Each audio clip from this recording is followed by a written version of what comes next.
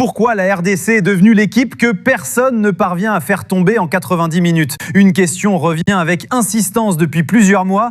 Comment expliquer que la République démocratique du Congo reste quasiment impossible à battre dans le temps réglementaire? Face au Sénégal, au Nigeria, au Cameroun, à la Jamaïque ou encore récemment au Portugal, les Léopards ont toujours trouvé les ressources nécessaires pour résister et rester compétitifs. Le dernier exemple en date est sans doute le plus marquant. Opposé à une sélection portugaise remplie de stars et annoncée favorite avant le coup d'envoi, la RDC a une nouvelle fois démontré qu'elle n'était plus là pour faire de la figuration. Mais au-delà du résultat, c'est surtout l'impression laissée sur le terrain qui interpelle. Beaucoup imaginaient le Portugal dominer sans difficulté. Pourtant, les Congolais ont tenu tête aux Lusitaniens pendant toute la rencontre. Mieux encore, ils se sont procuré plusieurs situations dangereuses et auraient même pu repartir avec la victoire s'ils avaient affiché davantage d'efficacité dans le dernier geste. Cette capacité à rivaliser avec des adversaires théoriquement supérieurs ne doit rien au hasard. Depuis plusieurs années, la RDC a construit son identité autour d'une qualité devenue rare dans le football international, la résilience. Cette équipe semble constamment capable de répondre présente. Le parcours récent des Léopards en est la preuve. Entre les qualifications disputées jusqu'au bout, les succès obtenus dans des rencontres extrêmement serrées et les performances convaincantes face aux plus grandes nations africaines, cette génération a développé un mental particulièrement solide. Même lorsqu'elle souffre, elle ne rompt presque jamais. L'un des grands mérites du sélectionneur Sébastien Desabre est justement d'avoir installé cette culture de la discipline et de la confiance. Son travail ne se limite pas à l'aspect tactique. Il a également permis à la sélection de gagner en stabilité, en organisation et en sérénité. Aujourd'hui, les joueurs semblent parfaitement conscients de leurs forces et de leurs limites. Sur le terrain, cette solidité repose avant tout sur un secteur défensif performant. Des joueurs comme Aaron Wan-Bissaka, Axel Tuanzebe ou Arthur Masuaku apportent de l'expérience et de l'impact physique. Derrière eux, le gardien assure régulièrement l'essentiel dans les moments importants. Sans être spectaculaire, la défense congolaise offre des garanties précieuses dans les grandes compétitions.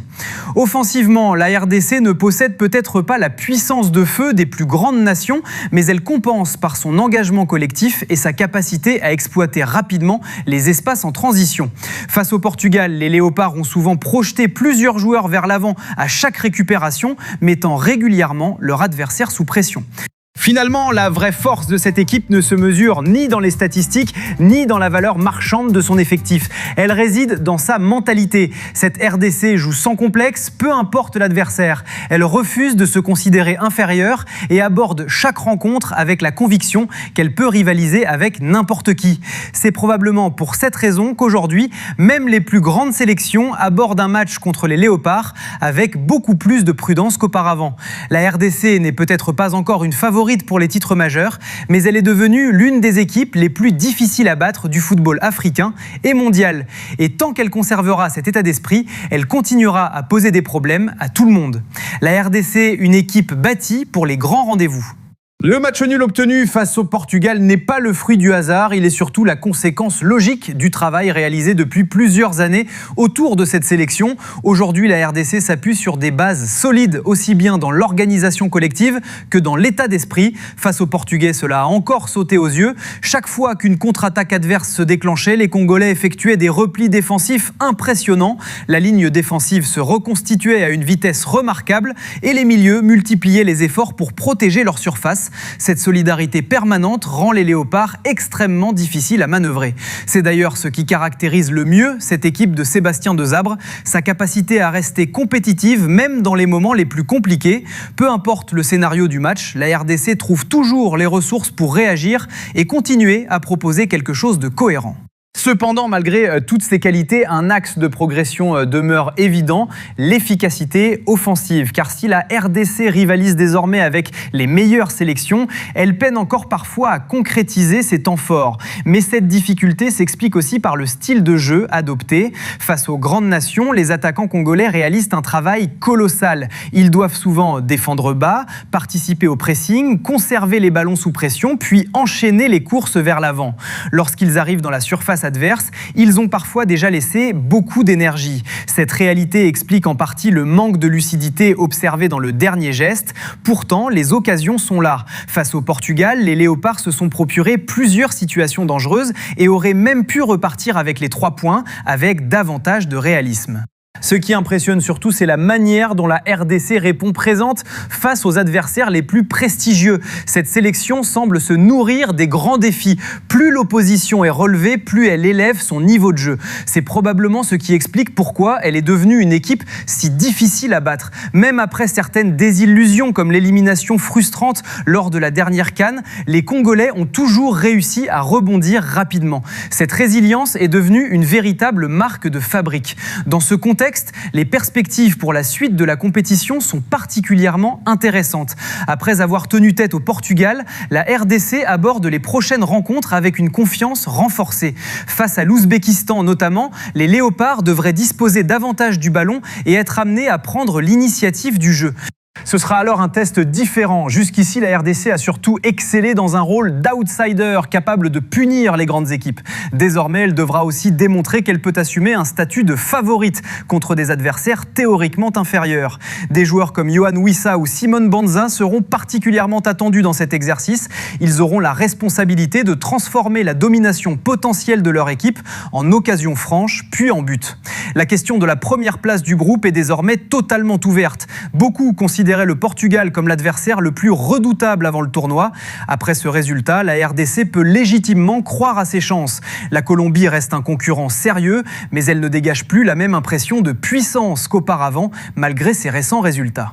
Une chose est certaine, cette sélection congolaise a déjà dépassé les attentes de nombreux observateurs. Son plafond semble bien plus élevé que ce que beaucoup imaginaient il y a encore quelques mois.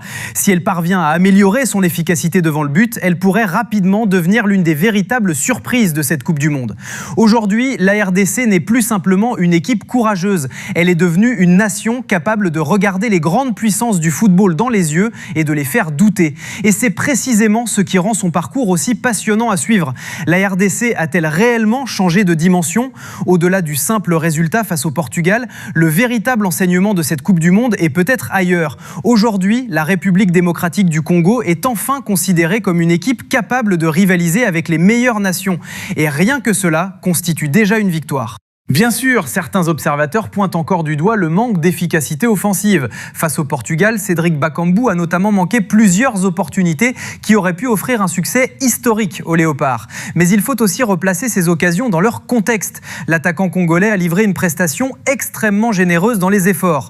Pendant toute la rencontre, il a participé au pressing, multiplié les courses défensives et servi de point d'appui dans les transitions. Un travail physique considérable qui peut naturellement affecter la lucidité dans les derniers mètres. C'est tout le paradoxe du football moderne. On demande désormais aux attaquants d'être les premiers défenseurs tout en restant décisifs devant le but. Trouver cet équilibre n'est pas toujours simple, surtout face à des adversaires du niveau du Portugal. Quoi qu'il en soit, le simple fait que l'on débatte aujourd'hui de la capacité de la RDC à terminer en tête de son groupe ou à atteindre les phases finales démontre le chemin parcouru par cette sélection. Depuis plusieurs années, les Léopards suivent une trajectoire ascendante. La demi-finale de la CAN avait déjà marqué un tournant important. Malgré quelques déceptions ponctuelles, la progression globale reste évidente. La qualification pour la Coupe du Monde, puis les performances réalisées face à des adversaires de premier plan confirment que cette équipe a franchi un cap. Le premier changement est avant tout mental. Longtemps, de nombreuses sélections africaines ont abordé les grandes compétitions avec un certain complexe face aux nations européennes ou sud-américaines. Cette génération congolaise semble avoir définitivement tourné cette page. La RDC ne joue plus pour limiter les dégâts, elle joue pour gagner. Elle assume son identité, impose ses qualités et cherche à mettre ses adversaires en difficulté, quel que soit leur statut. Cette évolution pourrait encore être mise à l'épreuve lors du choc face à la Colombie. Contrairement au Portugal, davantage basé sur la maîtrise technique et la possession, la sélection colombienne propose un football plus direct, plus imprévisible et plus agressif dans les 1 contre 1. Des joueurs comme Luis Diaz représentent un défi totalement différent. Ce type de profil mettra notamment à l'épreuve la solidité défensive congolaise et la capacité de joueurs comme Aaron Wan-Bissaka à gérer des ailiers explosifs sur la durée. C'est précisément ce genre de confrontation qui permettra de mesurer jusqu'où cette équipe peut aller. Concernant le parcours final, les projections restent prudentes. Une qualification pour les huitièmes de finale apparaît aujourd'hui comme un objectif réaliste et déjà très ambitieux. Atteindre le deuxième tour d'une Coupe du Monde constituerait une performance majeure pour le football congolais. Au-delà, tout dépendra du tableau, des adversaires et de la dynamique du moment. Mais une chose semble acquise, cette RDC possède désormais les armes pour bousculer n'importe quelle nation sur un match. Finalement, la plus grande réussite des hommes de Sébastien Desabre n'est peut-être pas leur classement ou leurs résultats récents, c'est d'avoir changé le regard porté sur eux. Désormais, lorsqu'une grande sélection affronte les Léopards, elle sait qu'elle devra souffrir. Et c'est sans doute la meilleure preuve qu'une équipe a changé de statut. La question n'est plus de savoir si la RDC peut rivaliser avec les meilleures nations. La question est désormais de savoir jusqu'où cette génération est capable d'aller. Et au vu de ce qu'elle montre depuis plusieurs années, personne ne semble aujourd'hui capable de fixer une véritable limite à ses ambitions.